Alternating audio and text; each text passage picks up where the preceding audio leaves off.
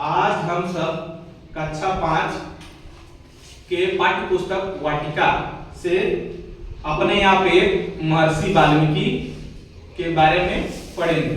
ठीक है, महर्षि वाल्मीकि के बारे में कुछ महत्वपूर्ण प्रश्न हम यहाँ लिख दिए हैं, इसी को आज समझा रहे हैं। ठीक, जैसे इसमें दिया संस्कृत भाषा के आदि कवि।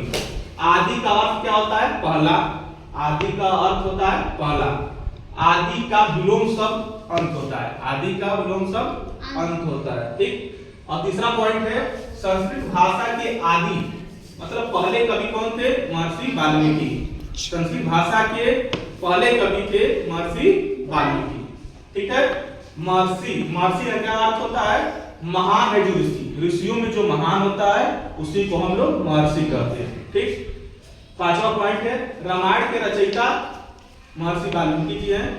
रामायण के लेखक कौन है? महर्षि वाल्मीकि। रामायण संस्कृत भाषा में है, उसी को हिंदी में लिखा है गोस्वामी तुलसीदास। उस किताब का नाम हो गया रामचरितमानस। तो रामचरितमानस के रचयिता कौन है? गोस्वामी तुलसीदास जी। ठीक है, सातवां पॉइंट है महर्षि वाल्मीकि के बचपन का क्या नाम था?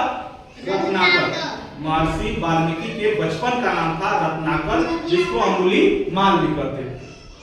दीमक के बॉबी को वाल्मीकि कहते हैं। दीमक के बॉबी जो होता है, दीमक जो कीड़े होते हैं उसी को दीमक के बॉबी जो मिट्टी का ढेर लगाते हैं उसी को वाल्मीकि कहते हैं। बॉबी का अर्थ होता है मिट्टी का ढेर। बॉबी का अर्थ होता है मिट्टी का ढेर। फिर 10वां पॉइंट है महर्षि वाल्मीकि का आश्रम किस नदी के तट पर था? तो तमसा नदी के तट पर था। तट का अर्थ होता है किनारा या किनारे। ठीक है, सब समझ आ गया?